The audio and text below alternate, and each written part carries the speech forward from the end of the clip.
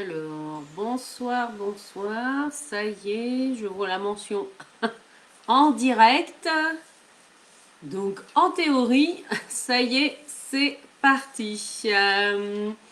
Bienvenue dans ce live sur le thème légitimité et valeur. Qui suis-je pour conseiller les autres? Et oui, c'est une thématique qui vient de m'être inspirée il y a moins de 5 minutes. Au moment où j'ai eu l'intuition que c'était le bon moment pour moi de faire un live, voilà, sur mon profil personnel que je vais ensuite partager dans mes groupes, dont mon groupe Facebook, le tarot, un chemin d'éveil. Pour ceux que ça intéresse, je vais vous mettre le lien après le live, le lien pour rejoindre mon groupe, ma communauté, si vous le souhaitez. Donc pour les personnes qui ne me connaissent pas, je suis donc Annabelle Crossi. Et je suis mentor en business et spiritualité. Et un de mes outils de travail est le tarot de Marseille, ma clairvoyance, mon intuition, mon tambour, ma voix. Voilà, tout ça sont mes outils, les leviers en tout cas que j'utilise pour accompagner mes clients qui sont des chefs d'entreprise et des particuliers. Les deux ont un point commun. Généralement, quand les personnes viennent me voir, c'est qu'elles sont à un carrefour de leur vie, qu'elles soient personnelles ou professionnelles. Et il leur est demandé de se positionner, de faire des choix qui peuvent être parfois importants, ayant pour conséquence aussi des changements dans la vie personnelle et ou professionnelle. Donc j'accompagne ces personnes en transition, voilà, transition de vie à travers des accompagnements individuels et ou en groupe. Et oui, cette notion de légitimité, alors elle m'a été inspirée, je vais vous montrer. Voilà, elle m'a été inspirée par l'arcane 7 du tarot, le chariot. C'est celle que j'ai prise au hasard, là, en me disant, bah tiens, je sens que c'est le bon moment de faire un direct. Bon, je vais parler de quoi? Voilà. Et cette notion, c'est valeur, le premier mot qui m'est venu. Mais je me suis dit, mais ça va plus loin que la notion de valeur. Derrière, c'est l'histoire de la légitimité. Pourquoi? Parce que vous voyez qu'on a un personnage avec des petits galons sur l'épaule. Et que le 7, le chariot, dans une de ses significations, dans un de ses sens, c'est justement cette notion de valeur, de légitimité. Ça peut représenter une personne qui va suivre un cursus de formation pour faire reconnaître un niveau, un niveau de compétence ou un niveau de savoir. Sauf que cette notion de légitimité, eh bien, elle n'est pas toujours inhérente à un niveau de diplôme. Elle peut l'être parfois, oui, c'est une problématique que je rencontre chez un certain nombre de personnes qui n'ont pas fait beaucoup d'études, et pourtant, pour un certain nombre d'entre eux, ça ne les empêche pas d'avoir, entre guillemets, réussi dans leur vie professionnelle. Peut-être vous-même qui m'écoutez, certains ou certaines d'entre vous sont ce qu'on appelle des autodidactes. Et puis, selon aussi le type de métier que l'on fait, il n'y a pas besoin d'aller jusqu'à un doctorat ou une thèse, pour, par exemple, je pense, ouvrir un commerce, par exemple. Parfois, selon les spécificités, je pense par exemple au métier de coiffeur, où il est nécessaire, oui, effectivement, d'avoir un brevet professionnel, voilà, de coiffure pour pouvoir ouvrir son salon de coiffure. Et oui, mais il est vrai que cette notion de diplôme, elle est très culturelle en France. En tout cas, c'est un constat que je fais. C'est comme si le diplôme, en tout cas dans notre culture, prévaut sur l'expérience. Et c'est vrai que, parfois, bien sûr, je ne dis pas que les formations ou les diplômes ne sont pas utiles. Ne me faites pas dire ce que je n'ai pas dit.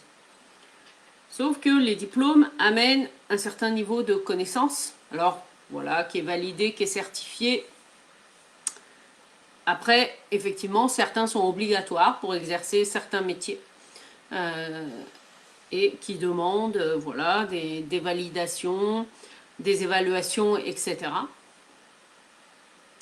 Et puis, ce n'est pas parce que vous allez avoir un... Alors, il faut bien aussi faire la distinction entre le diplôme et l'intelligence. Et oui. Pourquoi? Parce que ce n'est pas parce que vous avez un diplôme bah, que vous êtes intelligent. Eh ben oui. Non. Vous allez me dire, ah bah quand même, hein. Ah, l'enseignement ou la formation, en tout cas initiale, telle qu'elle est dispensée en France, va surtout regarder certaines formes d'intelligence, sauf que des intelligences, il y en a plus de 8 différentes qui existent, et que certaines ne sont même pas, comment dire, comprises dans les programmes, on va dire, traditionnels de l'éducation nationale. C'est pour ça que je relativise cet aspect-là de la notion de diplôme. Alors, c'est vrai que pour un certain nombre de personnes, le fait de ne pas avoir fait beaucoup d'études, eh bien, va être une de leurs croyances limitantes, que parce qu'ils n'ont pas fait beaucoup d'études, ils sont moins bien que les autres, ils se sentent inférieurs, ils se sentent... Enfin, après, c'est un sentiment intérieur, hein. Moins intelligent, alors que ce n'est forcément pas le cas dans la réalité. Et paradoxalement, parfois, des personnes qui ont des hauts niveaux de diplôme eh ben, ne se sentent pas pour autant légitimes non plus. Et oui, comme quoi la notion de légitimité. Le curseur, en fait, est à mettre... je dirais que il y a une première question à vous poser, notamment par rapport à cette légitimité concernant le diplôme. C'est pourquoi vous avez envie de passer ce diplôme? Qu'est-ce qui fait sens pour vous en validant, en tout cas, comment dire, ce diplôme ou ce niveau de formation? Niveau de formation qui, en tout cas, depuis plusieurs années en France, qu'on peut obtenir aussi avec le process de validation des acquis et de l'expérience. Alors, bon courage à ceux qui font des dossiers dans ce sens-là, parce que pour avoir étudié le processus, c'est assez costaud, il faut être motivé pour faire reconnaître justement. C'est un moyen pour faire reconnaître en ayant au minimum 5 ans d'expérience dans un métier, eh bien de faire reconnaître son niveau d'expérience grâce à sa pratique. Mais alors là, c'est à vous en plus de faire le match entre votre expérience, le diplôme à choisir, etc. Donc autant vous dire que c'est quand même un peu complexe, mais c'est faisable.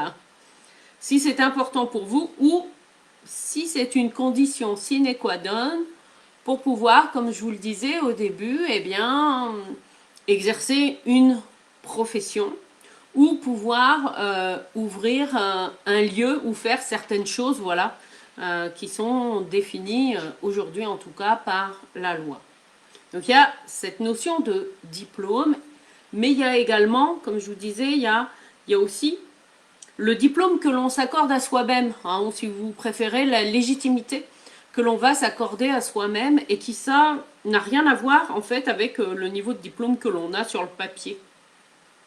Vous pouvez très bien avoir des personnes qui sont des thésards ou des doctorants et qui pour autant ne se sentent pas forcément légitimes avec leur diplôme ou avec ce qu'ils ont appris dans le monde du travail, que ce soit dans un établissement public ou privé. Cette notion de légitimité, c'est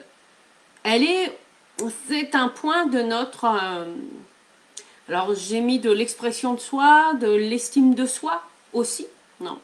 Parce que parfois aussi l'école, dans certaines familles, selon aussi la manière dont on a été élevé, le fait de réussir à l'école peut traduire aussi la volonté de réussite finalement des parents, mais pas forcément celle des enfants. Je pense par exemple, ce qui me vient comme exemple, vous voyez, c'est Albert dont les parents sont ouvriers. Et puis, donc, il a toujours entendu à la maison, voilà, les patrons sont des cons. Et en même temps, il faut travailler dur. Voilà, il faut travailler dur pour gagner sa vie, etc. Bon, je caricature un peu, on est d'accord. Mais c'est pour vous faire comprendre l'essence du message. Et en fait, peut-être, c'est une hypothèse, peut-être qu'un des moyens d'Albert pour satisfaire, en tout cas l'injonction parentale, va être au contraire d'être bon élève, voire peut-être un jour de devenir patron lui-même, qui fera à un moment donné un squeeze intérieur avec tout ce qu'il a entendu comme message, ou peut-être que ce sera par l'intermédiaire oui, d'un mariage qu'il épousera une femme qui a un intellect beaucoup plus riche que lui. Eh oui, ça peut aussi arriver, hein, les conjoints nous servent aussi parfois à réparer, entre guillemets, des messages inconscients. Voilà, ça peut prendre multiples formes. Ça correspond, ce que je suis en train de vous parler, à ce qu'on appelle la névrose de classe, qui a été... alors moi j'en ai entendu parler la première fois indirectement par Vincent de Goljac. Cette notion de névrose de classe, où, comme je vous disais, des parents du milieu ouvrier, voilà, qui ont des enfants, qui entendent un discours un peu dissonant, et ces mêmes enfants, s'ils sont pas ouvriers eux-mêmes, s'ils deviennent patrons à un moment donné, ça va faire dissonance avec leur milieu social de naissance. Hein, c'est dans ce sens-là. L'inverse est aussi vrai. Non, voilà, vous prenez une famille dans laquelle, je sais pas, tout le monde est médecin, et puis hop, un des enfants devient aide-soignant et pas médecin. Eh bien, vous voyez, on a cette même... alors je dis dissonance, c'est sans jugement, hein, mais par rapport à ce que tout le monde fait, voilà, on sort du lot. C'est aussi ça. Non. Mais comme en fait, la véritable légitimité, la véritable valeur que l'on va reconnaître, ça va être d'abord notre valeur interne à nous, à qui nous sommes. Quel que soit votre niveau de diplôme, quel que soit votre niveau d'études, vous avez forcément développé une forme, une ou plusieurs formes d'intelligence qui ne sont pas toujours reconnues, on va dire, par un diplôme. C'est vrai, voilà. C'est aussi prendre conscience de cet aspect-là. Voilà.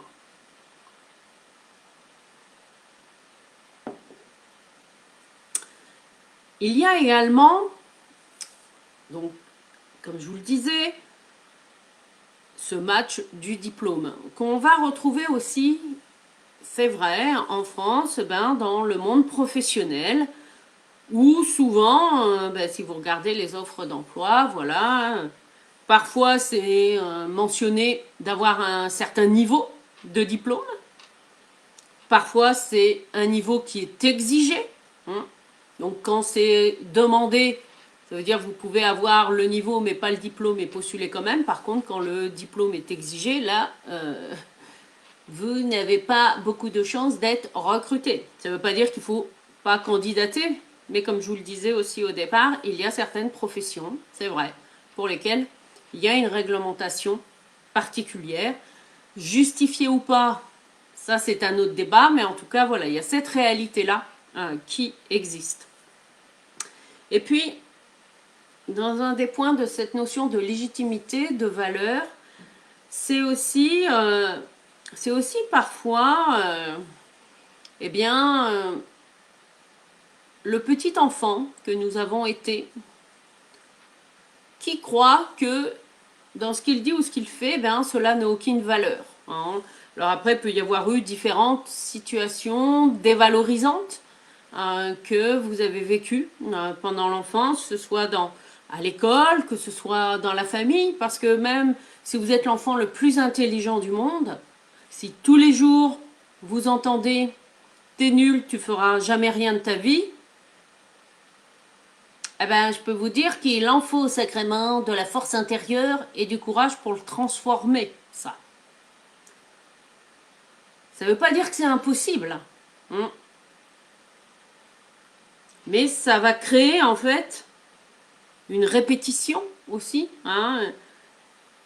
une injonction qui à un moment donné finira, qu'on fera sien, c'est-à-dire que l'on va incorporer comme étant quelque chose de normal. Et oui, ça peut aussi prendre cette forme-là, c'est ça que je veux vous transmettre. Ça ne veut pas dire que vous n'avez pas la capacité à transformer. Mais faut-il encore être conscient que ce message-là, eh bien, il vient de votre intérieur, mais il vous a été transmis de cette manière-là. Parce que tant qu'on n'en est pas conscient, on ne peut pas le transformer et s'en détacher quelque part. Hein. C'est le principe aussi de faire voler nos croyances limitantes. Hein. Alors quand on dit ça, c'est, je vais vous montrer une arcane dans le tarot qui illustre très bien ce que je vous dis là.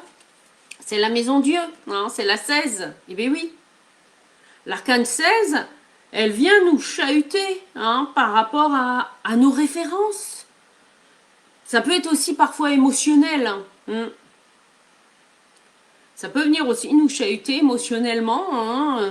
Voilà, et quand pendant des années, vous avez cru que c'était de votre faute, entre guillemets, que vous n'étiez pas intelligent et que en faisant peut-être un autre test, pas de QI, mais par exemple de quotient émotionnel, vous prenez conscience, mais si que vous êtes intelligent, mais peut-être pas en utilisant l'intelligence entre guillemets logique, que c'est peut-être pas ce système-là qui est votre système principal. C'est dans ce sens-là.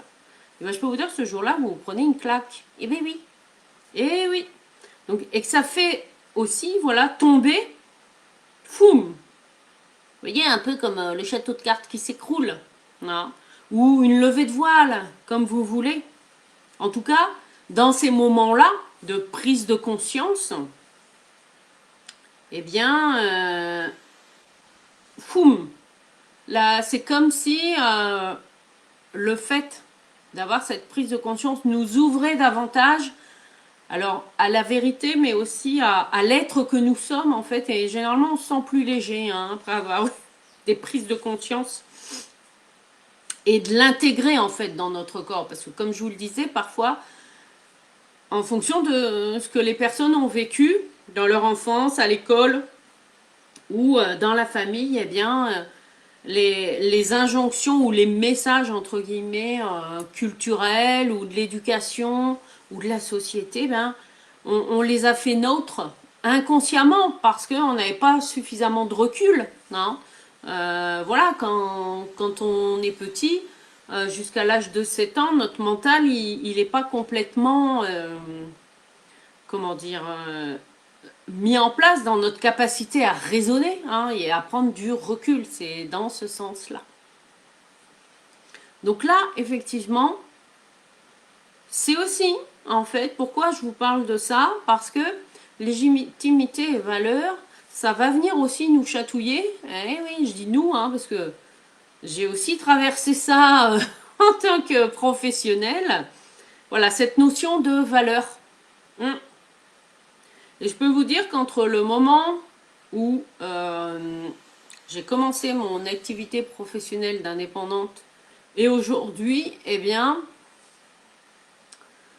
le prix, en tout cas, le prix unitaire, je vais dire ça comme ça, d'une consultation, eh bien, je l'ai multiplié par 6.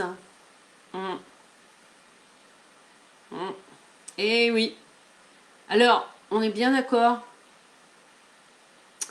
Il ne s'agit pas seulement de multiplier pour s'aligner avec la concurrence. De multiplier pour faire bien. Hein. Non, non. Il est important aussi qu'en tant que professionnel, vous intégriez quelle est la juste valeur, voilà, de qui vous êtes et la juste valeur des produits ou services que vous vendez. Hein. Mais tant que ça n'est pas complètement intégré dans tout votre être, ça va se traduire aussi, par exemple, et bien voilà, quand vous allez switcher, augmenter vos tarifs, forcément vous allez changer de clientèle. Et peut-être qu'au départ, eh bien, bouf, vous n'allez peut-être pas avoir tout de suite la même clientèle que vous avez eu. Et je me souviens déjà quand j'ai doublé une première fois mon tarif en 2012 était de 57 €, voilà, pour 1h30 de consultation. Non. Alors je démarrais hein, en tant qu'indépendante.